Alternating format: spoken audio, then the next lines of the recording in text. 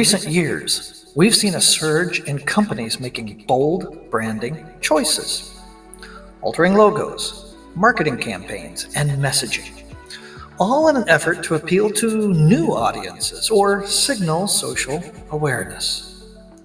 But sometimes these moves backfire spectacularly, sparking public outrage, boycotts, and financial losses.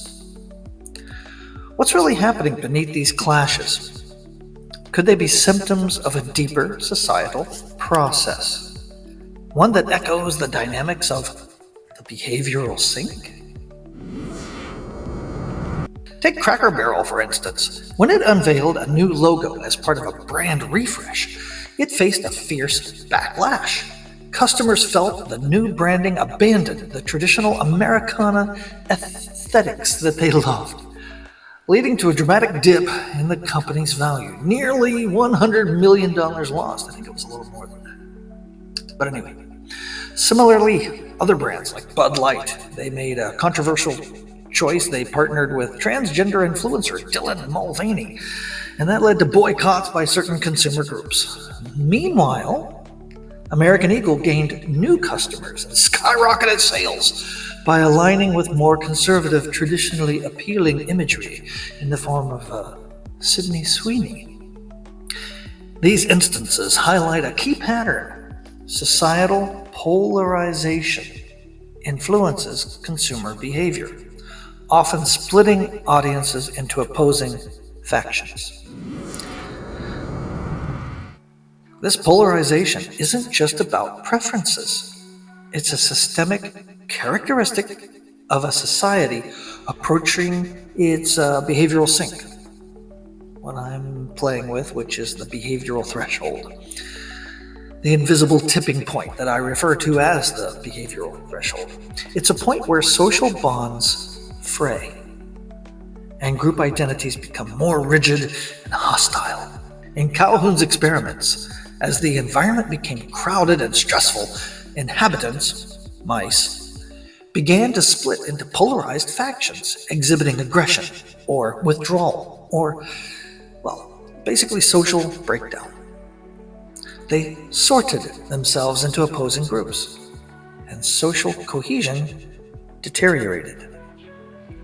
In our society, political and cultural divides act like the environment in Universe 25, driving groups further apart, reducing empathy, and creating echo chambers. Companies caught in this crossfire often choose sides, alienating one group to please another, further fueling societal fragmentation. Companies like Cracker Barrel or Bud Light, they're caught in the crosshairs of this polarization. Their branding choices become symbols, either of progress or of betrayal, depending on who you ask. When a brand's identity is tied to cultural or political signals, any perceived shift can trigger a polarization cascade. Customers react emotionally, leading to boycotts, social media outrage, and financial repercussions. This mirrors the polarization of inhabitants in Calhoun's experiments, where groups split into hostile factions, exacerbating social breakdown.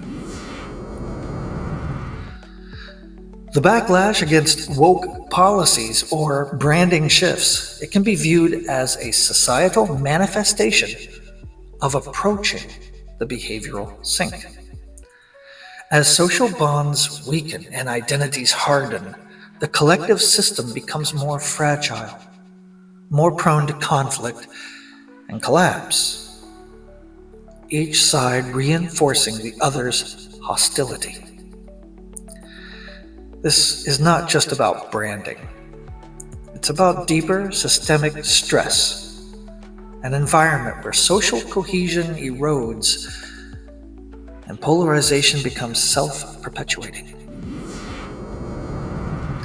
Understanding these dynamics can help us recognize when society is approaching its behavioral sink, signaled by increasing polarization, social fragmentation, and emotional withdrawal. The key is fostering genuine understanding, empathy, shared identity, rather than deepening divides through signaling or symbolic gestures. Recognizing the signs early may help us avoid societal breakdowns akin to what happened in Universe 25.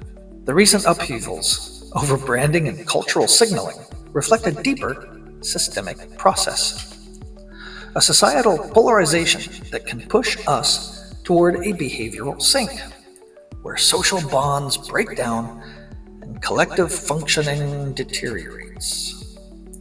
Just as Calhoun's mice fragmented and collapsed under stress, human society risks fracturing if we don't address the underlying causes of polarization. Understanding this connection can help us work toward a more cohesive, resilient society before it's too late. And that's all the time we have for that one, my friends. Thank you for visiting. If you have anything to share on this topic, please feel free to do so in the comment section below. If you found your visit meaningful, I welcome you to like, share, subscribe, and you can ring the little bell for notification. Until next time, I'll say so long from the channel at the end of the universe.